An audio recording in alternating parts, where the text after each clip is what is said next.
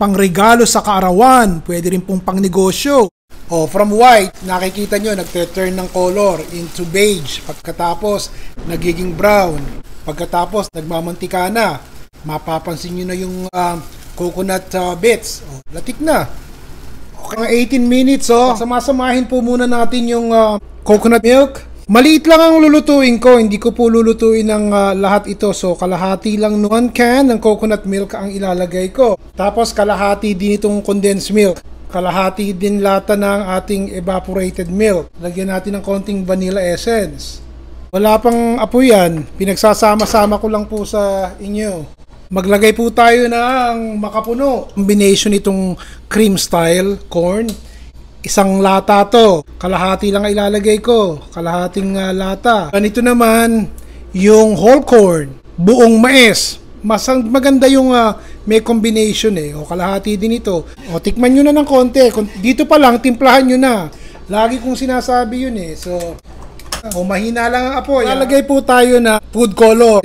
Ayun. Ito yung food color. Ilang patak ng kulay orange, yellow. Bago natin pakuluan to, lagyan natin ng konti itong ating yan. Para may konting kulay ng konti. Nung araw, pag bumibili ko nito sa amin, sa eskwelahan, sabi ko, ba't kaya parang orange na orange yung pala nilalagyan ng food color. Pagkatapos, tsaka natin painitin. Medium heat lang At habang pinapainit natin, ito po, natira ng gatas, yung kalahati ng evaporated milk, lagyan natin ng 1 cup na cornstarch. Tutunawin natin dyan ang cornstarch. Halo lang ng halo hanggang maging smooth. Pwede pang pasarapin. Pwede yung lagyan ng langka, makapuno, katulad ng ginawa natin. Nakita nyo, orange na yan, o kaya dark yellow. Dahan-dahan nating ilagay yung ating cornstarch at saka milk. At halo tayo ng halo.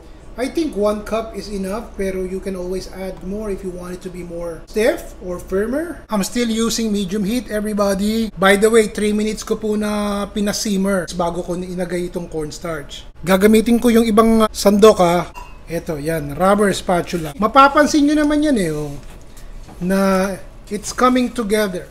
Ito po yung cooking spray lang. Kung ayaw nyo, i-brush nyo ng langis yung inyong lalagyanan para hindi siya manikit. Dahan-dahan nyo na bago pa tuluyang lumamig yung inyong mahamais. Tapos, gamitin nyo yung likod ng kutsara to flatten. Para alam nilang talagang mahamais yan, lagyan pa natin ng maraming mais sa ibabaw. Lagay natin yung latik dun sa ibabaw. Marami ng mais, marami pang latik. Pagkatapos ng 1 hour, tignan natin.